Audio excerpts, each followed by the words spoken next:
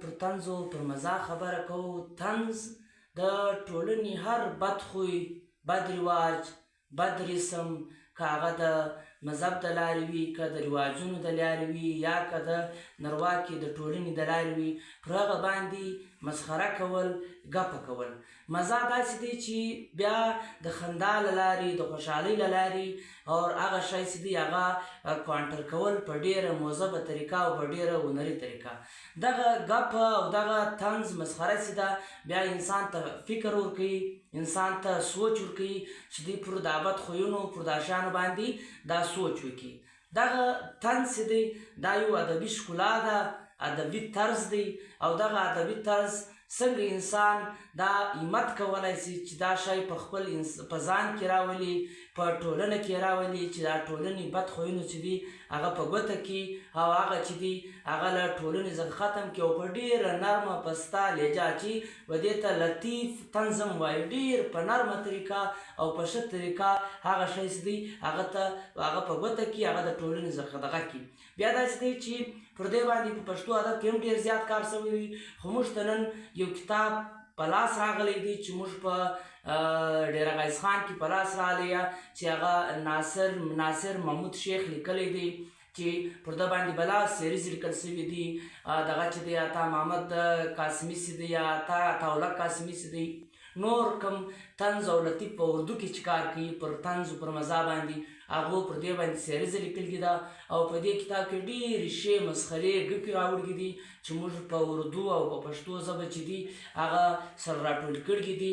نو هغه د شاعر وایي چې زه خو شاعر یم، د لفظونو په معنا پوهېږم، زه ټوکه پیژنم، طنز پیژنم، پیغور پیژنم. نو راځئ دا د ناصر محمود شیخ یو شایکار مسخرې ګپې راټولې کړي دي چې زموږ ټولنې سره، پاکستاني ټولنې سره، د پښتني ټولنې سره قسم په اردو دي ډېر زیات تړون او سمون خوري.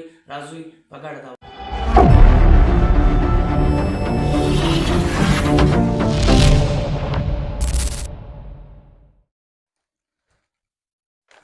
نن یو ډېر بهترین کتاب طنز و مزاح کا فروټ چاټ، دا لافټر په نامه بوکس دی، کتاب دی، ناصر محمود شیخ لیکلی دی، پر 128 پیجه باندې مشتمله دی، او د داسې کله شایع شوی دی په اپریل 2022 کې چاپ شوی دی، او قیمت چې دی هغه 1500 روپۍ دی. خو ماته د ډیر غیز خان کې په یو کتابتون دغه کې په یو دوکان کې میلاو شوی چې ما په 200 روپۍ واخیستی.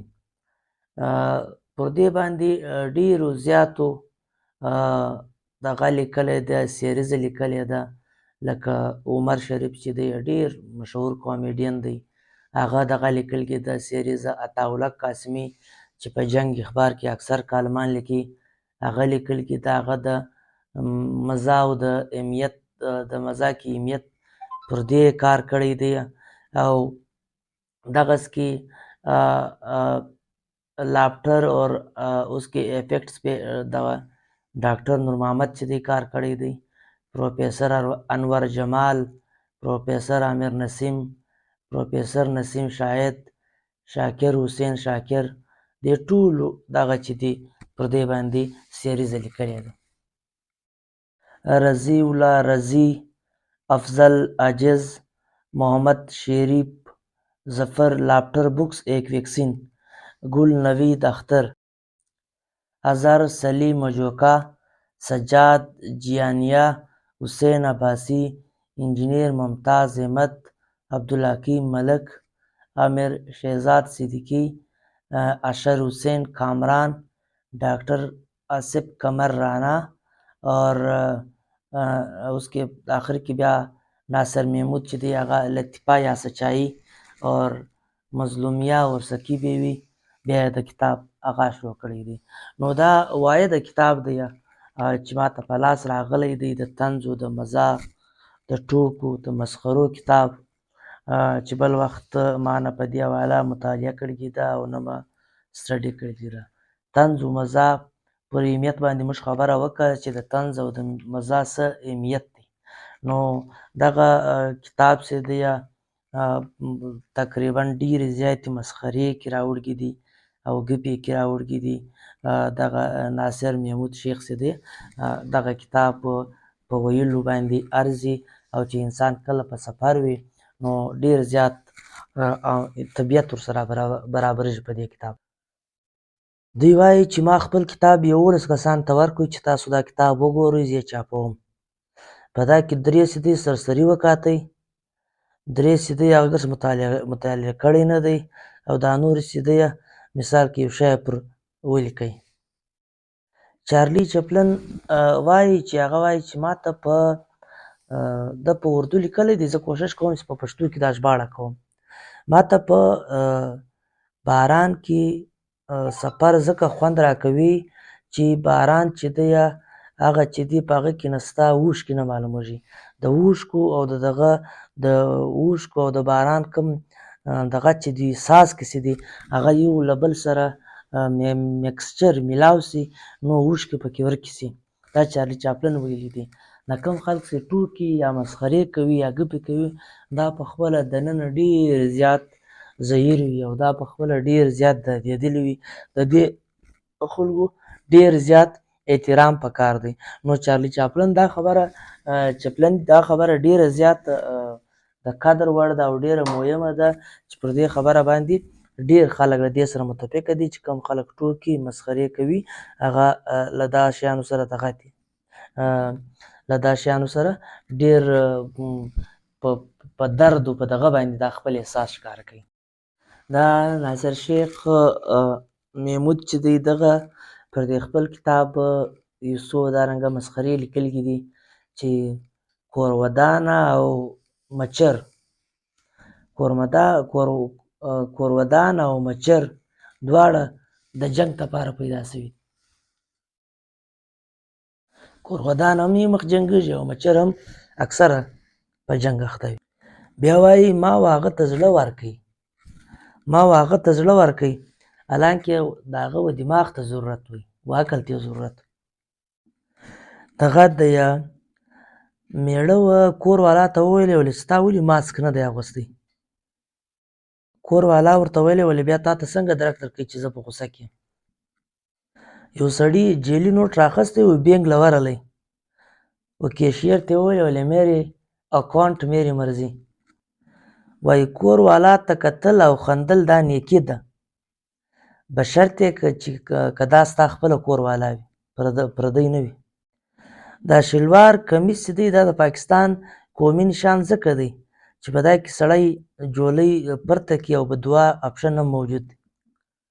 اکثر مسلمانان په پاکستان کې د حلال ګټلو پر ځای حلال خوړل ډېر خوښوي او ډېر خیال یې ساتي. دا اچار هغه چا جوړ کړي دي چې د هغه کور والا خراب پکانه خوښوي تروه کانه.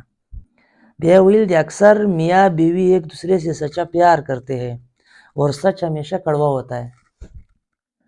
د موټایي جوړولو والا یو اشتهار ورکړی په اخبار کې ولې موږ ته داسې یو مزدور ضرورت دی چې د هغه شوګر وي. دا د نن تر اولاد هغه وایي چې مچر ډېر فرمانبردار دی، خبره مني، د ماښام له مخه کور ته راځي. آج के औलाद से मच्छर परमाबरदार है, मगरब से पहले घर तो आ जाते हैं. पाकिस्तान द لاک ډون رنګه دی، پاکستان لاک ډون کی طرح है, اوپر سے بند اور نیچے سے کھلا. اول دغه دا دی د اول چپټر ډېر خوندور دی چې د مظلومان او د هغه سکه کور والا پر دې خبره کړې کېده. अकाउंटेंट की बीवी ने अपने शोहर से पूछा ये अफराद ज़र क्या होता है? अकाउंटेंट पहले तुम्हारी उम्र 21, कमर 28 और वज़न 50 किलो, अब तुम्हारी उम्र 40, कमर 38 और वज़न 80 किलो, यानी अब तुम्हारे पास सब कुछ पहले से ज़्यादा है, फिर भी वैल्यू कम है, यही अफराद ज़र है. معیشت اتنی مشکل نہیں ہے اگر صحیح مثال دے کر سمجھایا جائے.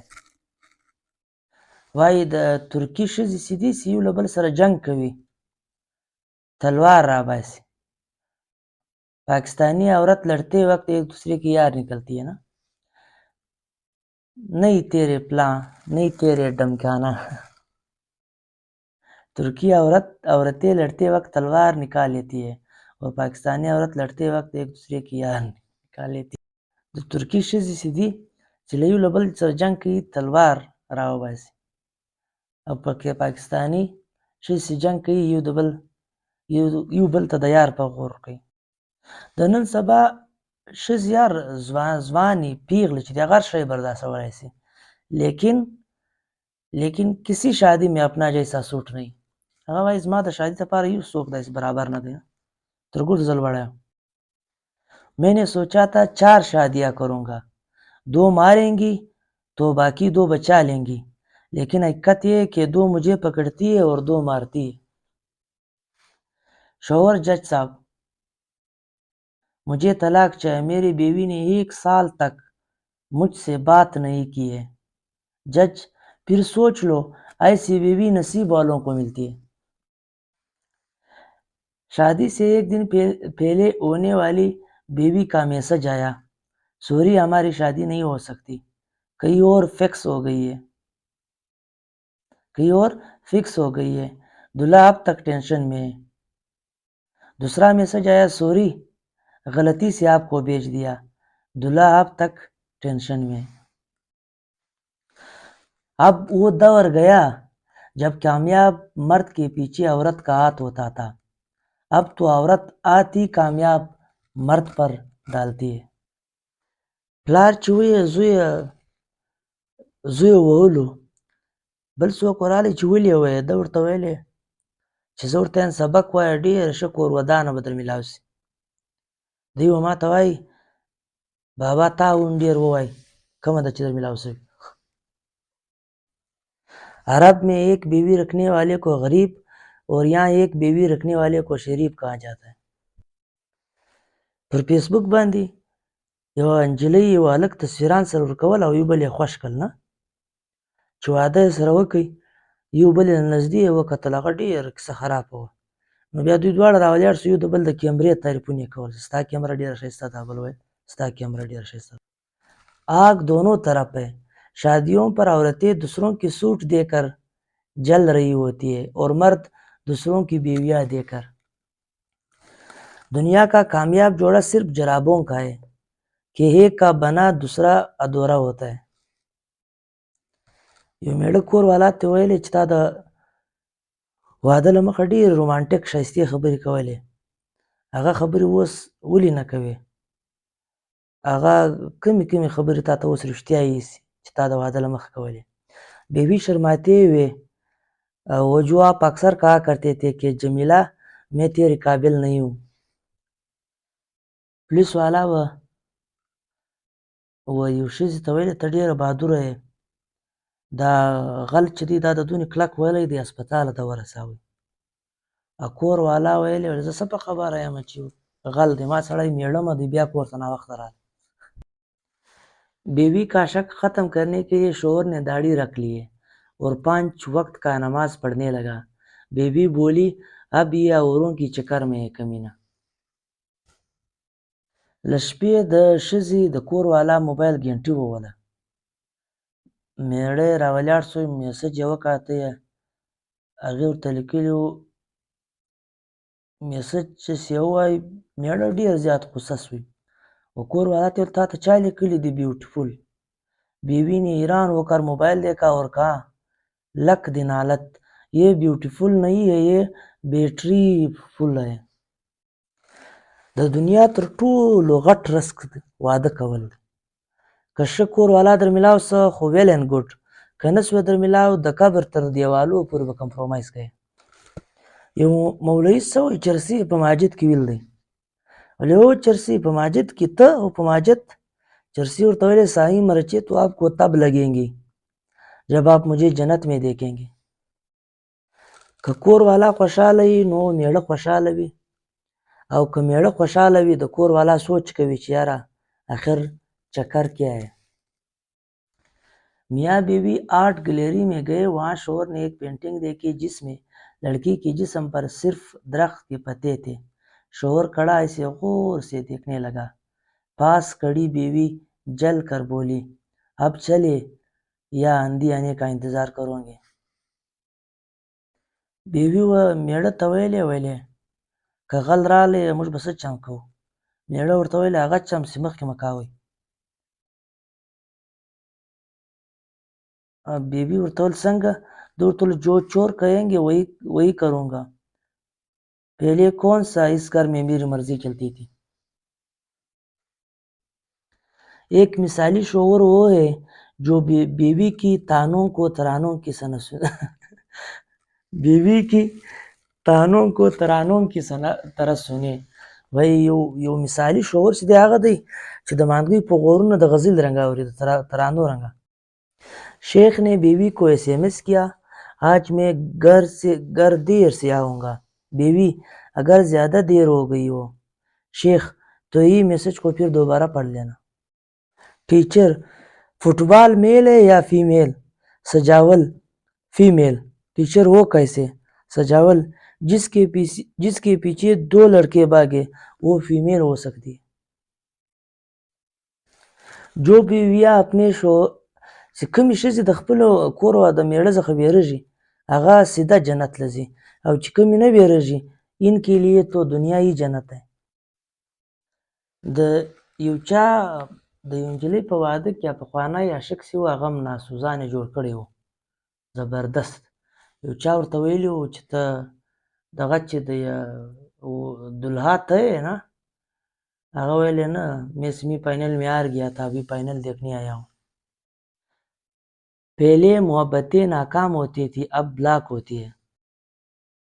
सुना था घर से निकलूं तो दस्ताने ज़रूरी है मगर बेगम समझती है कि 10 थाने ज़रूरी है. जो लड़कियां शादी के लिए गंजे लड़कों को रिजेक्ट करती है इनकी शौहर शादी के 5 साल बाद ही गंजे हो जाते हैं. रिसर्च.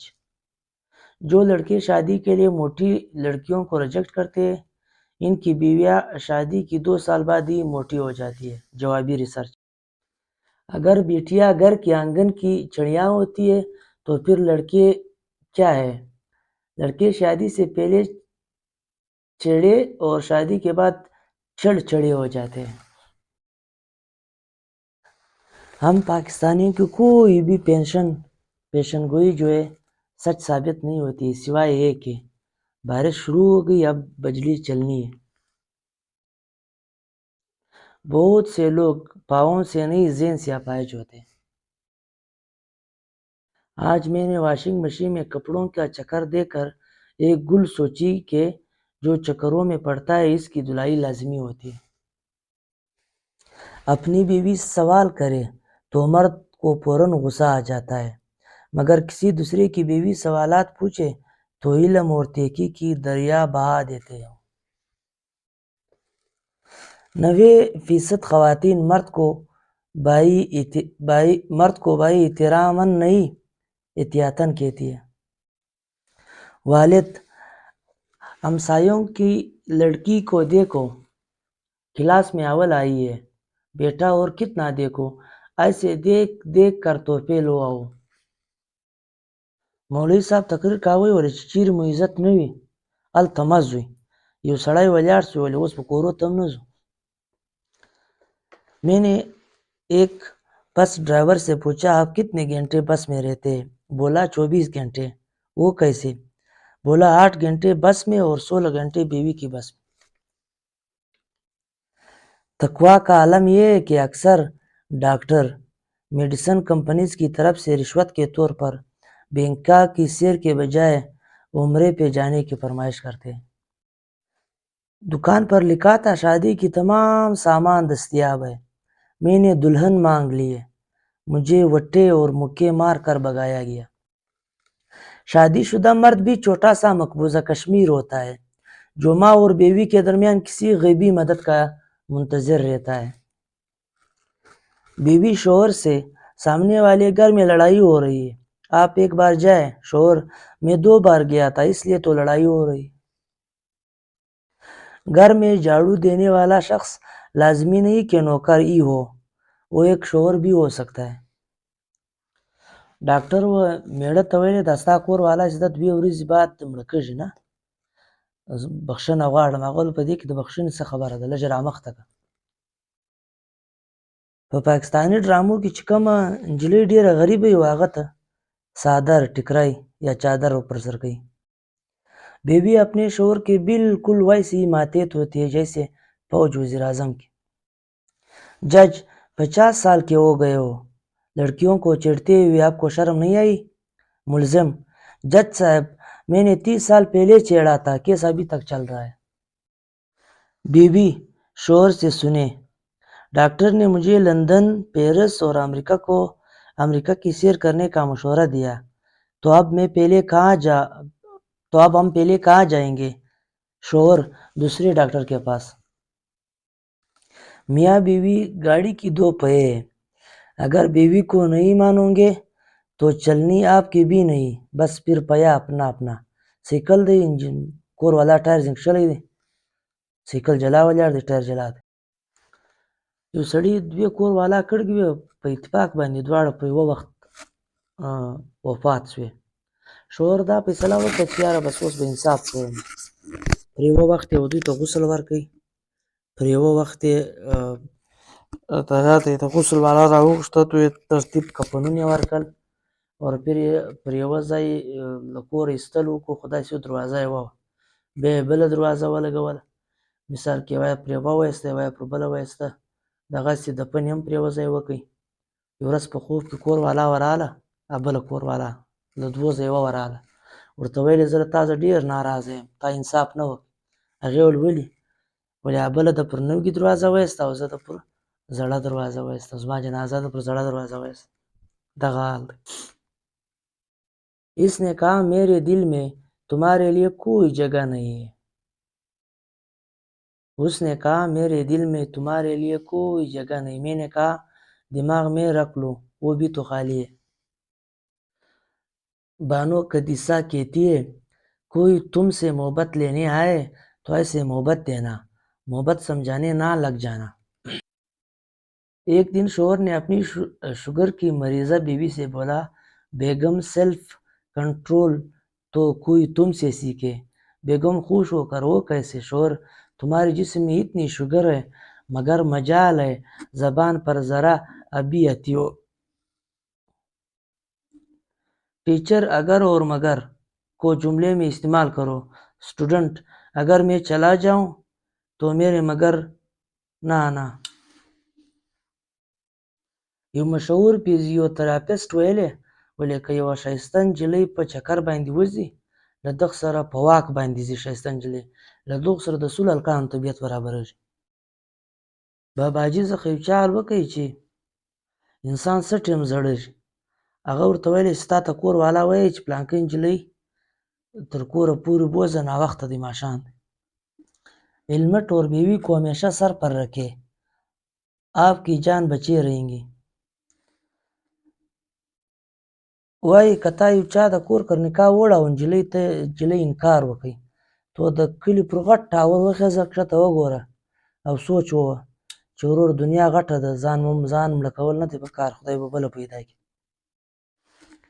एक शादीशुदा शख्स फोन पर बात करते हुए रोते हुए किसी को बता रहा था, मेरी शादी को 17 साल हो गए, मेरी जब भी बीवी से लड़ाई होती है तो वो कमीनी मेरे पैसों से लाहौर अपने 3 भाइयों को हवाई जहाज की टिकटें बेचती है, वो तीनों बेगैरत जहाज पर.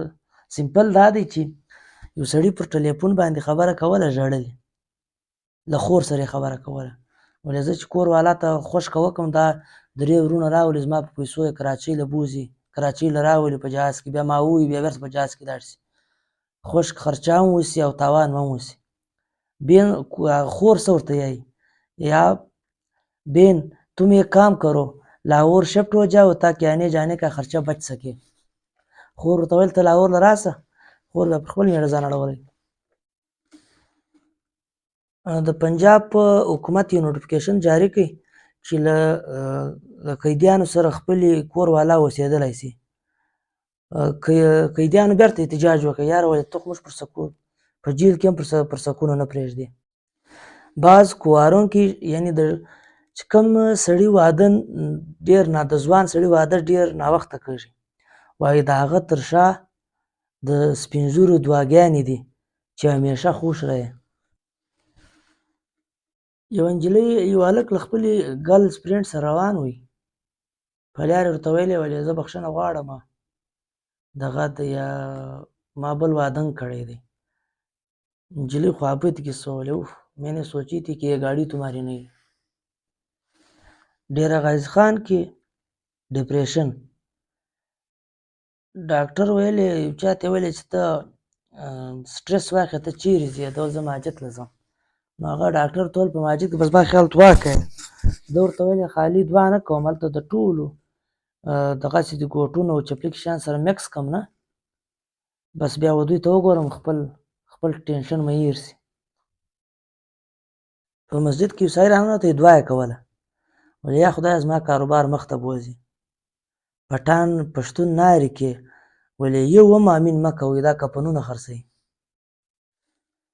مانګۍ و ډاکټر ته ویلې زما میړه په خوب کې خبرې کوي زه څه چم وکړم ډاکټر ته ویلې له ورځې د خبرې موقع ورکوه په بس کې دوه کسان سپاره وو یو ویل زه شاعر یم بل ورته ویل زه ګونګی یم مخ یې واړوه इंसान भी अजीब है नफरत के इजहार में ताखीर करता है और मोहब्बत को छुपाता फिरता है जहाँ हर किलोमीटर पर लाइब्रेरी और तजर्बागाह के बजाय दरबार और दरगाह हो वहाँ साइंसदान नहीं बल्कि मलंग पैदा होते हैं دا د ښځو دغه د یو بل بیا دغه د पुरानी महबूबा का नाम इस तरह सताने की ज़रूरत क्या थी इस तरह सताने की ज़रूरत क्या थी कमीने दिल को जलाने की ज़रूरत क्या थी जो नहीं था इश्क तो बूंग देते अपनी औकात दिखाने की ज़रूरत क्या थी मालूम था कि ये ख्वाब टूट जाएंगे और मनूस फिर नींद में आने की ज़रूरत क्या थी मान लो अगर एक तरफा मोहब्बत थी तो फिर छुए मुँह वाली मुझे देकर मुस्कुराने की ज़रूरत क्या थी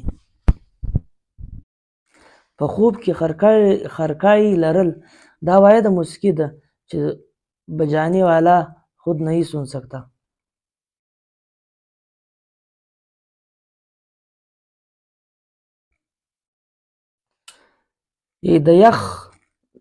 ته د یخ اندازه ولګوه نن یو سړی پر موټرسایکل سپور وي او بل سړی ورته ویل ما یو هغه ورته ویل اگر तुम चलाओगे तो ले जाऊंगा शादी की कार्ड आया है इनविटेशन कार्ड पे सबसे नीचे लिखा है स्टे होम स्टे सेफ समझ नहीं आ रहा बुलाया है कि मना किया है मर्दमशुमारी वाले घर में कितने लोग रहते हैं अबू जी घर में तो मियाँ बीवी रहती है बाकी 2 बच्चे व्हाट्सएप और फेसबुक पर रहते तावीज़ जेली निकल आया महबूब कदमों के बजाय गले पड़ गया हमारे बुजुर्गों को अंग्रेज तंग करते थे और हमारे नौजवान को अंग्रेजी से د ښځې له زبانه څخه هر سړی تنګ دی خو د ګونګۍ سره هیڅوک شادي واده نه کوي चाकू से दरख्तों पर महबूब का नाम लिखने के बजाय महबूब का नाम का दरख्त लगाए ताकि मुल्क में ज़हनी आलूदगी बढ़ने के बजाय फ़िज़ाई आलूदगी पर काबू पाया जा सके ډاکټر و میړه ته ویل ستا کور والا اوس څنګه ده میړه ورته ویل اوس ډېره برابره ده سهار هم وختي جنګ راسره وکړ دا خو په خوب کې چې خرکای لري وایي د دغې یوه بیماري دا هم ده چې تر ټولو وختي ویده شي तहकीक से पता चला है पाकिस्तान ही वो मुल्क है जहाँ दुल्हन ब्यूटी पार्लर से तैयार होती है और दुल्हा हकीम साहब से तैयार होता है د شپې د سردار و سګریټو ته زړه وسوی په باکس پرېږدي باکس نه وای اخر راولاړ چې مومبتۍ یې مړه کړه چې سوده سو بل چپټر یې د حکومت کرپټ ہے پر دې باندې ډېر ښایسته طنز و مزه راوړې ده که نه وایي زه هر وخت मैं रोज़ाना पढ़े लिखे लोगों को सड़क पर कचरा फेंकते हुए زه هر وخت تعلیم یافته خلک وینم چې په سړک کچره غورځوي او هر وخت چې تعلیم یې نه وي کړی هغه خلک وینم دا کچره صفا کوي वही आप लाख मोटिवेशनल तकारीर सुन ले लेकिन जो एनर्जी किसी रिश्तेदार की दिए हुए ताने से मिलती है वो कोई और चीज़ दे नहीं सकती یو ښځې و دوکاندار ته ویلې لږ سم رایټ واخله په سم شیان څه دي په سم رایټ راولګوه موږ هر وخت له تا سامان اخلو. دوکاندار ورته ویل خدای ته وګوره ما दुकान پرون خلاص کړی. जदीद तहकीक के मुताबिक दुनिया गोल नहीं है, मतलबी है. औरत आर तब ही कबूल करती है जब आर सोने का हो. उस्ताद फाशी की तारीफ करो शागिर्द, सर फाशी की जितनी तारीफ की जाए कम है. ये मर्द बेचारे, बीवी कहती है बाढ़ में जाओ तो दफ्तर चले जाते, बास कहता है जानम में जाओ तो घर आ जाते. जो هلک او نجلۍ تر درختې لاندې خبرې کولې، پلار ورالی बोले ये हमारी तहजीब है. هغه هلک ورته وویل तहजीब यहाँ नहीं, आप किसी और दरख्त के पीछे देखिए. मियाँ बीवी को आपस की मोहब्बत में इजाफे के लिए एक दूसरे की तारीफ करनी चाहिए और इस दौरान अपनी हंसी पे काबू रखना चाहिए. यो डॉक्टर و سردار ته ویل سردار صاحب موږ چې اپریشن کاوه ستا په نس کې دستانه پاته سوه نو اپریشن له سره کوو. سردار صاحب ورته ویل دا 10 روپۍ در واخه لاړ شه بله دستانه واخه سات مه پرته راوه. د کور والا له میړه سره جنګ وي ول تا څنګه جرأت وکړې چې په خپل موبایل کې د زما نمبر د کورونا وائرس په نامه سیو. फेसबुक पर आपकी दीनदारी को देखकर जुमात वाले आपको मस्जिद